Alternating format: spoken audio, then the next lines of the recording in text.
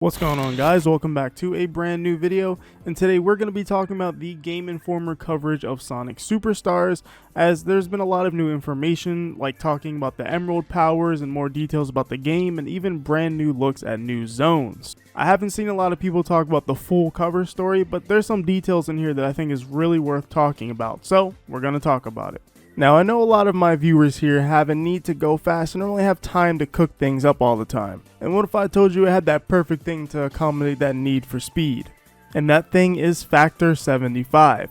Factor 75 saves you time and saves you stress with fast meal prepping. No prep, no mess. Factor cuts out stressful meal planning and extensive prepping, so meals come together in minutes, which can take away your pain of figuring out what to eat for breakfast, for lunch, or even dinner. But it's pretty great overall for gamers because you don't really have a lot of time to think about what to make or what to eat. You just want to grab something to eat. So how about grab something that's a well-balanced quality meal in just about 2 minutes so you can stay focused on what you love to do. And the best thing for me personally is that this will also help you avoid ordering fast food that isn't so great for you, as these meals are going to be generally a lot more healthier than fast food, as they have preference options like keto or calorie smart or even vegan and vegetarian foods. And there's 27 plus more meal options each week. I know it does sound pretty amazing, and if you want to use it, use my link or go to go.factor75.com and use code FACTORSE43545 for 40% off plus 20% off your next month. Once you click my description, we'll live update to count the purchases. So I guess one of the key points that we can talk about first are the new Emerald powers, as they go through each one on the Game Informer website, and they kind of describe them in bigger detail. So we have the Avatar Emerald power, which creates the multiple different Sonics or whoever character you're playing as. And that one's kind of self-explanatory, and that's the Blue Emerald. And the Red Emerald actually makes Sonic a bullet and will launch forward and basically just be a projectile and just destroy a bunch of enemies. It's interesting because Brian Shea, the one who wrote this Game Informer article, said that he found this helpful in both tricky platforming sequences as well as boss battles where your goal is just out of reach.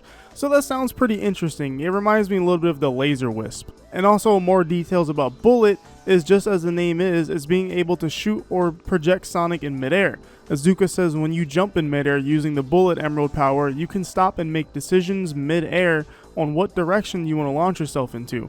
And then you can change your direction, or you can go in a different direction or continue forward in the direction you want to go in and shoot your character further in that direction. It's an extremely useful action. It's probably the most useful action for this kind of game. I can see that. That might make a lot of platforming easier with that Emerald power. You kind of can just launch yourself forward like the Laser Wisp, but maybe with more control is what it sounds like. And then the Water Chaos power, which we have seen previously, which allows Sonic to go up in waterfalls, but actually in some sections he can just full out swim using the water. And Azuka says one thing to note is there are some levels that don't have water, so it's not going to be useful everywhere, which makes sense. And then we have the Ivy Chaos power, which will let you grow vines from where your character stands to help you reach new areas, and you can direct where they grow, and if you're playing on co-op, your teammates can use your Ivy to reach new areas as well. And that's kind of interesting. I can see that kind of eliminating platforming challenges, but I know it's on a cooldown. But it seems like this level design is probably going to be pretty vertical in terms of just the overall level design if they have powers that really take you that high up. And honestly, we've kind of seen the verticality already within the little bit of gameplay we've seen of the game. This might be a really tall game in terms of the level design. And the Purple Chaos Emerald is Vision, which is basically the shades that Knuckles has in Sonic Adventure 2. When you put the shades on, you see invisible objects and you can now interact with them. Azuka says, I really like Vision. It allows you to see the unseeable things or see things that you couldn't see without using the power. When using Vision, you'll notice that before, where there wasn't a platform to jump on or rings to get on, there is now a platform that you can see and land on, and there are rings that you can jump and collect. It's really great for stage exploration, so even after you've gone through the game once, going back and playing again with Vision allows you to see places you didn't know existed before and find these new areas and locations to get to because you're using the Vision Emerald power. That is actually really cool. That might make replayability, like he said, just a lot better and just more fun because there's just more platforming, I guess, that they add hidden. And then we have the slow power up, and honestly, it just slows down time on everything on the screen. Now, I probably wouldn't like using something like this because it kind of just is a pace breaker unless it works like Mega Man 11 where everything else slows down except Sonic, I guess, or he isn't as slow. I think that would be pretty nice, but it reminds me of the gears from Mega Man 11. And the extra emerald power to me is probably the coolest one, because it gives different characters like different abilities and stuff from like past games and whatnot. Sonic gets the homing attack for his extra ability. Amy gets a hammer throw. Knuckles gets his punches. Kind of reminds me of Sonic Advance 3. And then Tails gets his tornado spin. The other ones are self-explanatory, but Tails' tornado spin is actually something unique. Tails will literally create a tornado from the ground. Like, that's literally what he will do. So that's pretty interesting to see. Now, this is also pretty interesting because Supersonic is in the game, of course. But Azuka says what's going to be a little different is usually in the classic series, when you get all 7 Chaos Emeralds and then have a certain amount of rings, you're double jumping, you're automatically transformed into Supersonic. But we're changing it up a little bit, and once you get all 7 Chaos Emeralds, you can still choose what power you want to be using. You can select from the selection wheel what emerald power you want to use at the specific time, not necessarily automatically turning into Supersonic or Superform. That's really cool, and I think that's a really good change, that they just allow you to kind of pick it alongside the other emerald power. So this game seems to have quite a bit of quality of life, and that honestly surprises me, because usually they do something weird and it's like, why'd they make that decision? But this is pretty nice. And on top of that, the full article on Game Informer's magazine has a bunch more screenshots. In the first screenshot here, we see the multiple Knuckles, running around and all that. It looks all pretty great. And then the second one, some squid boss. It looks like a 2.5D like spinning platform, almost Kirby style, using the bullet ability, fighting the boss or whatever this is. And this really cool and pretty looking like waterfall, like water area. It looks like a temple. I don't know. It looks cool. And then we have Knuckles in Pac-Man land, or whatever you want to call it. Something interesting I noticed in the background of this level though is it looks like you can see some almost kanji or hiragana text floating around in the background. It looks kind of interesting. And then we see Sonic getting a bronze medal using the Ivy ability. Looks pretty interesting. And this also looks like it's part of that waterfall level where he's fighting the squid boss. And then we see Sonic in like a temple ruins area. And then there's like a little beam blade that you probably don't want to jump on. And it looks like Sonic might be using the slow ability so he doesn't get hit by that. And then this screenshot, we see Sonic using the vision ability, where you can see a bunch of rings and whatnot all around. Looks pretty cool and interesting. I like that whole vision ability. And then the water ability that we see here, which was also shown during the earlier section, showing off the different abilities, as well as Knuckles on the floating platform in the magma area.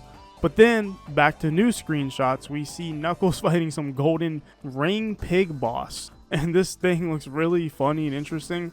And I don't know why this reminds me of New Super Mario Bros. 2 on the 3DS. It's because of the gold and all the ring. Then we see Tails in this same zone, apparently. Or at least that's what it seems like. And guys, it looks like pinball maybe, or Donkey Kong barrels, like launching Tails to collect some rings in a somewhat pinball looking area. Then we see Tails in like a construction zone area. And this looks like a really cool zone.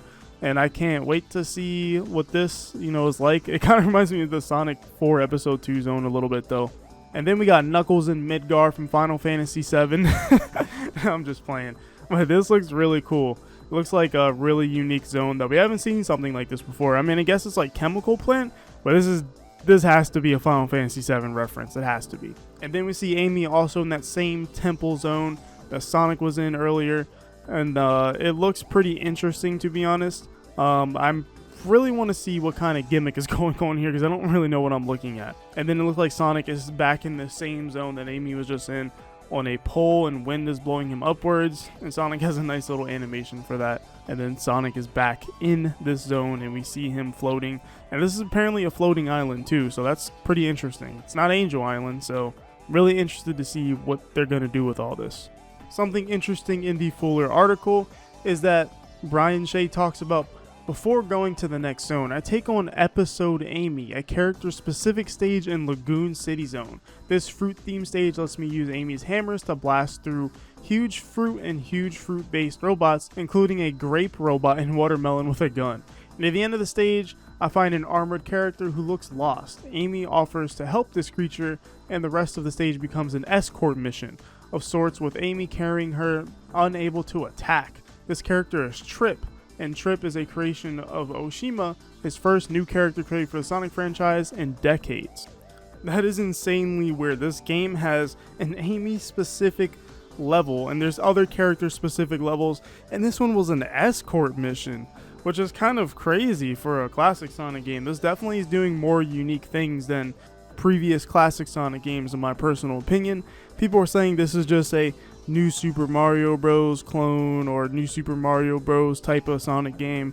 I don't really think so. It seems like they're actually really trying to make this something here, and they're putting a lot of work into it. It may not be the most innovative Sonic game ever, but like this is definitely different for classic Sonic. Like the escort mission is definitely different. Also in the article, Brian Shea talks about how one of the zones was called Pinball Carnival Zone, which is probably that gold zone that we've seen where Tails was getting launched off of things, but maybe that isn't it. Maybe it's actually something different.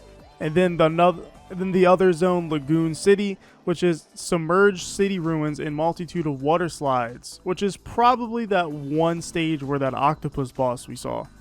And of course, we already know about Bridge Island Zone as well as Speed Jungle from previous releases of information. But I feel like one thing I will say is a lot of the zone names are kind of bland.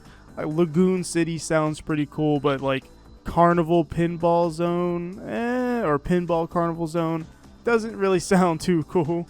And then there's Sky Temple Zone. That's not really that unique. It's just Sky Temple. And then there's Press Factory Zone, which I guess is supposed to be like Press Garden. I don't know. And then the other zone that was also shown off was Sand Sanctuary Zone. And Brian Shea says fans of Sonic 3 and Knuckles may draw comparisons to Sandopolis Zone, and it wouldn't be in fair line to connect. But Sand Sanctuary, that name actually does sound pretty cool for a zone.